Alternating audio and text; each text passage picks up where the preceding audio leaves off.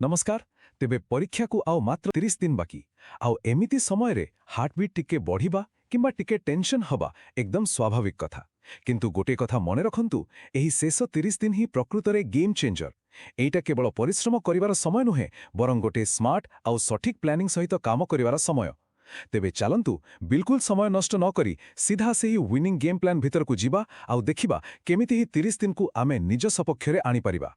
तेबे सबुठु बड़ प्रश्नटा हैला जेतेबेले ओएसएससी परीक्षा पाई मात्र 30 दिन अछि सेतेबेले करिबा कोन देखंतु एहाकू गोटे समस्या भावरे न देखि आसंतु एहाकू गोटे चैलेंज आउ सुजोग भावरे देखिबा कारण एही 30 दिनर सठिक व्यवहार ही सफलता आउ विफलता भितरे फरक आनी देबो गोटे भल रणनीति नथिले रास्ता टिके कष्ट लागि पारे किंतु आजि आमे सेही सठिक रणनीति विषय रे ही कथा हेबा।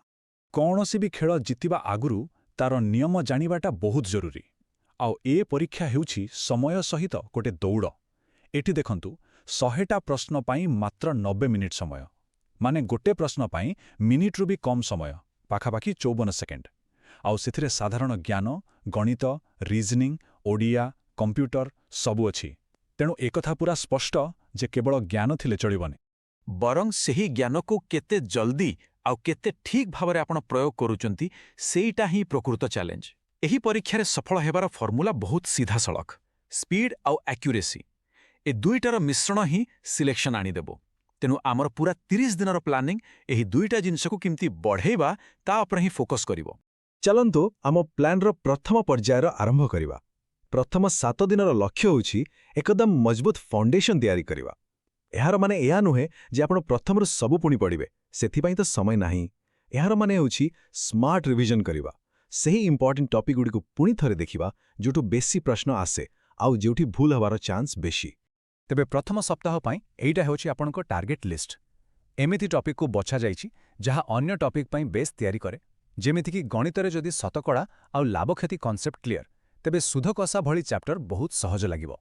आउ हां ओडिसा जीके उपरे टिके विशेष ध्यान देबाको हेबो कारण सेइटा गोटे सियोर शॉर्ट स्कोरिंग एरिया। ए कथाटा को टिके गभीर भावरे बुझंतु आमर स्वभाव हेउछि हमको जहा सहज लागे आमे ताकू बारंबार पढू आउ जहा कष्ट लागे ताको देखिले डर लागे आउ आमे ताको छाड़ी दियो किंतु प्रथम सप्ताहरे सेही दुर्बल विषयगुडी को खोजी ता उपरे काम करिवाटा ही सबुठु बड़ स्ट्रैटेजी कारण परीक्षा रे से दुर्बल टॉपिकटा ही आपनको पछकु टाणिबो ताकू प्रथमे सजाडी देले कॉन्फिडेंस आपे आपे बढ़ी जिवो। प्रथम सप्ताहरे फाउंडेशन मजबूत हैला परे एबे आसीबा आम प्लानर रो सबुठु गुरुत्वपूर्ण पर्यायकू द्वितीय एवं तृतीय सप्ताह माने आगामी 14 दिन सतरे खेल बदलाई देबो। एही समय केवल पढ़िबा पाई नुहे बरं निजकु प्रकृत परीक्षा भली परिवेश रे परखिबा आउ निज परफॉर्मेंस को आहुरी भल करिबा पाई उद्दिष्ट। एही स्लाइड जहा देखुछंती तार ना हेउछि मॉक टेस्ट लूप एटा केवल टेस्ट देबा नुहे एटा गोटे पूरा साइकिल प्रथमे ठीक 90 मिनिट समय धरी गोटे फुल मॉक टेस्ट दियंतु किंतु प्रकृत काम तापरे आरंभ टेस्ट सरिबा परे कम से कम 2 रु 3 घंटा केवल तार एनालिसिस पाई दियंतु केउठी भूल हैला काहेकि हैला समय कम पढ़िला ना कॉन्सेप्ट क्लियर नथिला ना सिली मिस्टेक हैला एही पैटर्न को धरंतु सेही टॉपिक को पुणी पढ़ंतु और परवर्ती टेस्ट रे सेही भूल को सुधारंतु एही प्रक्रिया को बारंबार दोहरांतु। जानिछंती एही कथाटा ही सफल परीक्षार्थी को बाकी लोकंकुठु अलग करे दिन को 5टा मॉक टेस्ट देले किछि लाभ नाही जदि आपण निज भूल रु किछि सिखु नांती प्रत्येक भूल आपण को दुर्बलता नुहे बरं गोटी सुजोग एहा आपण को देखि दउछि जे आपण को केउठी मेहनत करिबा को पड़िबो जे निज भूल को भल भाबे बुझी पारिला से ही प्रकृति रे इंप्रूव करे।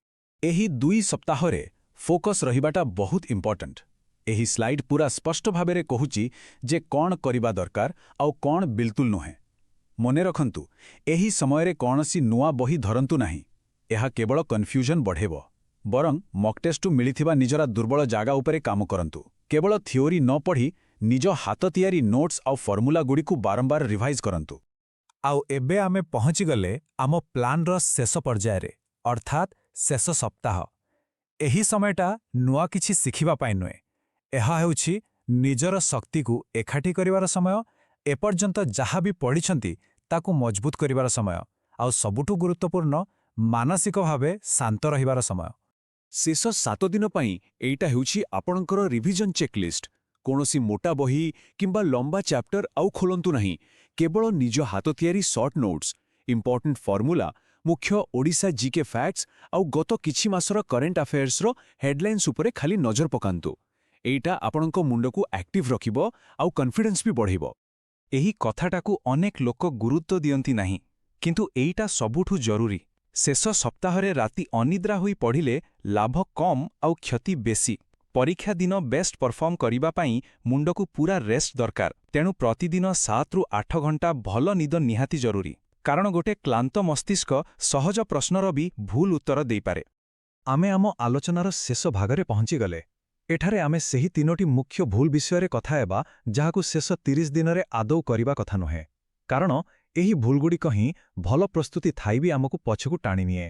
ପ୍ରଥମ ଆଉ ସବୁଠୁ ବଡ଼ ଭୁଲ, ଶେଷ ମୁହୂର୍ତ୍ତରେ କେହି ସାଙ୍ଗ କହିଲା ବୋଲି କିମ୍ବା କୋଉଠି ଶୁଣିଲେ ବୋଲି ନୂଆ ବହି କିମ୍ବା ନୂଆ ଟପିକ୍ ଆରମ୍ଭ କରନ୍ତୁ ନାହିଁ। ଏହା କେବଳ ଆପଣଙ୍କ ଆତ୍ମବିଶ୍ୱାସକୁ କମ୍ କରିବ ଆଉ ଅଯଥା ଟେନସନ୍ ସୃଷ୍ଟି କରିବ। ଏବେ ସମୟ ହେଉଛି ଯାହା ପଢ଼ିଛନ୍ତି ତାକୁ ମଜବୁତ କରିବାର, ନୂଆ କିଛି ଆରମ୍ଭ କରିବାର ନୁହେଁ। ଦ୍ୱିତୀୟ ଗୁରୁତ୍ୱପୂର୍ଣ୍ଣ ଭୁଲ, କିଛି ଲୋକ ଭାବନ୍ତି ଯେ ଶେଷ ସମୟରେ କେବଳ ରିଭିଜନ କରିବା କଥା, ମକ୍ ଟେଷ୍ଟ ଦେବା କଥା ନୁହେଁ। ଏହା ଏକଦମ ଭୁଲ ଧାରଣା। ମକ୍ ଟେଷ୍ଟ ହିଁ ଆପଣଙ୍କୁ ଏକ୍ଜାମ ମୋଡରେ ରଖିବ, ଆପଣଙ୍କ ସ୍ପିଡ୍ ଆଉ ଆକ୍ୟୁରେସିକୁ ବଜାଇ ରଖିବ।